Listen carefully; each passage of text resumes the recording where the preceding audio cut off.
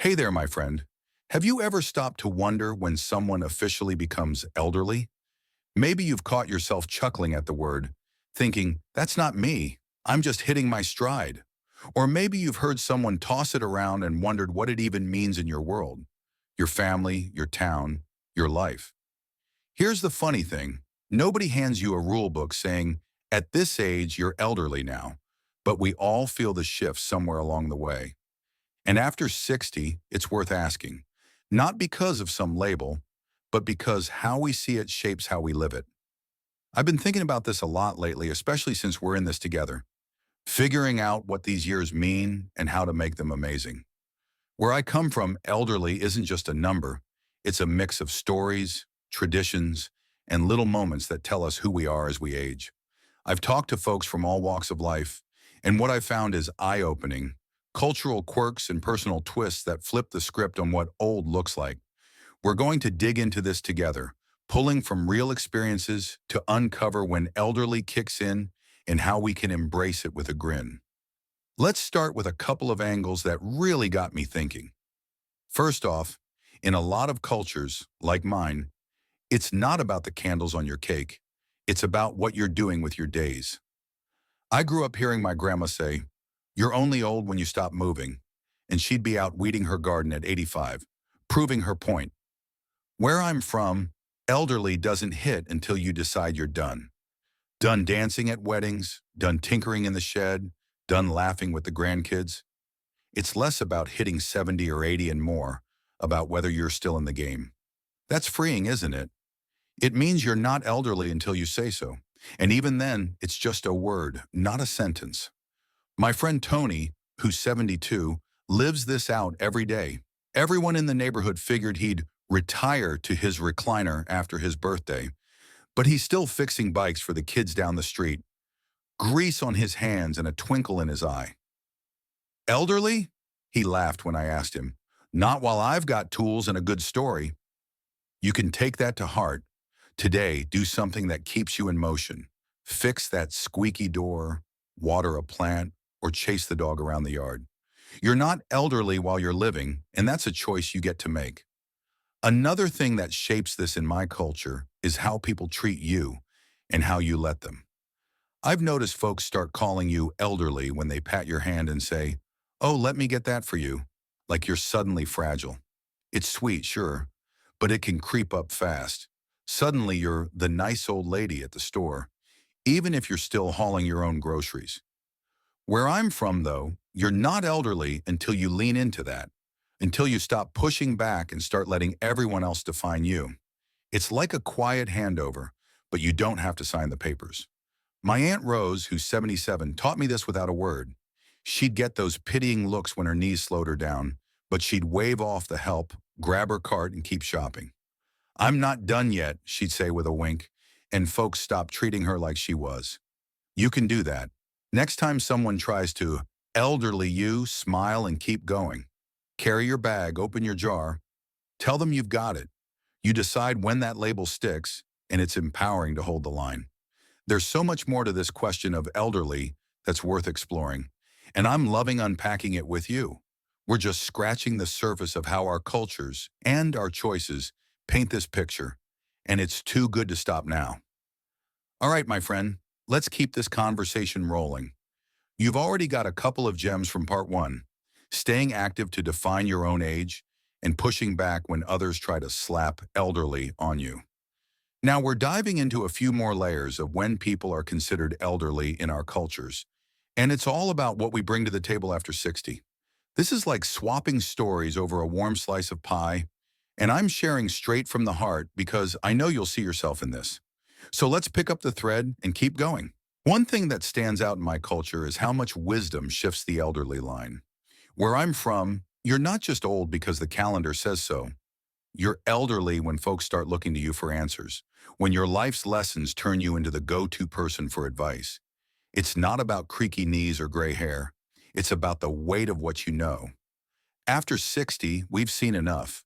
Raised kids, weathered storms, fixed more than a few messes, and that makes us the keepers of something special. You're not elderly until you're the wise one in the room, and even then, it's a badge of honor, not a burden. My Uncle Pete, who's 74, embodies this perfectly. He's got a limp from an old injury, but when the family's stumped, whether it's a leaky pipe or a kid's tantrum, they call him. He'll sit there, coffee in hand, and say, "Here's what I do," and it's gold every time. "Elderly," he snorted once. "I'm just getting started teaching these youngsters." You can lean into that. Today, share a bit of your know-how. Help a neighbor with a trick you've learned, or tell a grandkid how you got through a tough day. You're not old. You're the wisdom they need, and that keeps you young. Now let's talk about something else that moves the needle. How you carry yourself.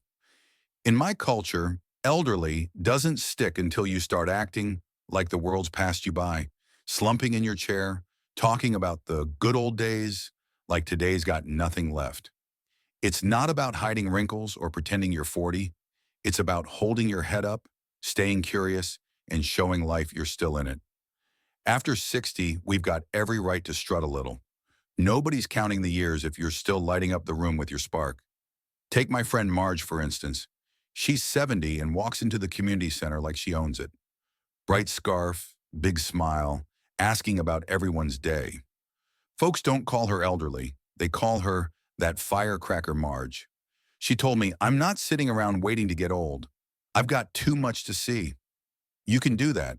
Today, throw on something you love, stand tall, and chat up the cashier like it's your stage.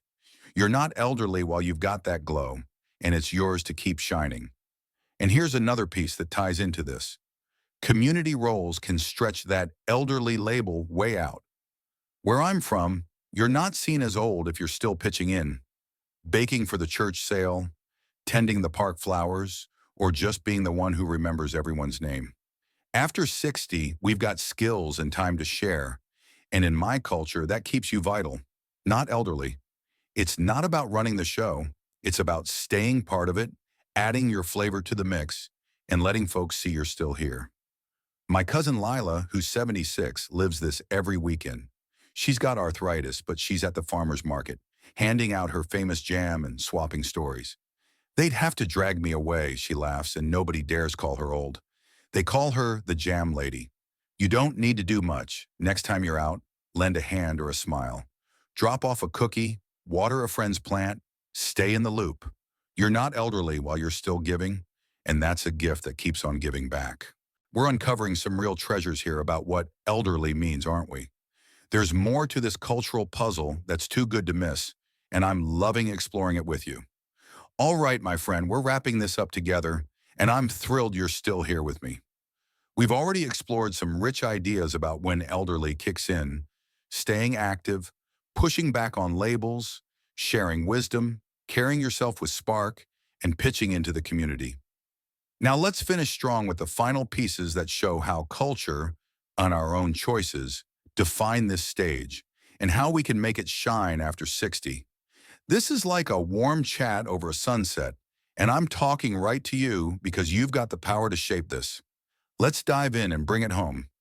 One thing that really colors when someone's elderly in my culture is how you embrace change, or don't. Where I'm from, you're not old until you dig your heels in, refusing to budge from how it's always been. It's not about chasing every new gadget or trend. It's about staying open, rolling with the punches, and finding joy in the shifts. After 60, life keeps moving. Grandkids grow up, towns change, even the weather throws curveballs. And in my world, you're not elderly while you're still bending with it, still finding something to smile about in the new. My pal Norma, who's 73, showed me this in spades.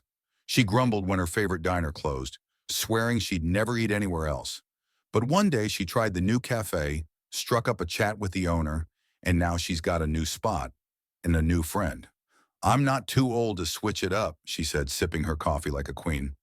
You can do that. Today, try one small change. Taste a dish you've skipped, walk a different street, or ask a kid how their game works. You're not elderly while you're still growing, and that keeps life fresh. Now, here's another angle nobody talks about. Celebrating your own milestones keeps elderly at bay. In my culture, you're not old if you're still marking your moments. Big wins like a birthday or little ones like planting a flower that finally blooms. It's not about throwing parties, it's about noticing you're still here, still adding to your story. After 60, we've got every right to cheer ourselves on, and where I'm from, that zest pushes elderly way down the road. It's for folks who've stopped counting the good stuff. Take my cousin Ed, for instance. He's 71 and used to let his birthday slide, saying, just another day. Then he started treating himself, a slice of cake, a call to his sister, and last year he built a birdhouse to mark the occasion. I'm still making things happen, he grinned, hammer in hand. You don't need much. Tonight, toast yourself for something simple. Raise a glass to fixing that lamp or just getting through the week. You're not elderly while you're celebrating, and it's a spark worth keeping. And here's the final piece that ties it all together. Peace with yourself decides it all. In my culture, elderly settles in when you stop liking who you see in the mirror, when the years feel like a weight instead of a prize. But after 60, if you can look back with a nod, maybe a laugh, and say, I've done all right, you're not there yet. It's about owning your journey, scars, triumphs, and all, and resting easy in your own skin. That's not old, that's golden, and it's what keeps you glowing. My friend Clara, who's 78, lived this out after a rough patch. She'd beat herself up over old regrets, missed chances, sharp words, until one day she sat down, wrote them out, and said, that's enough. Now she looks at her reflection and smiles. You're still here, girl. It's so powerful. Today, take a moment to be kind to yourself.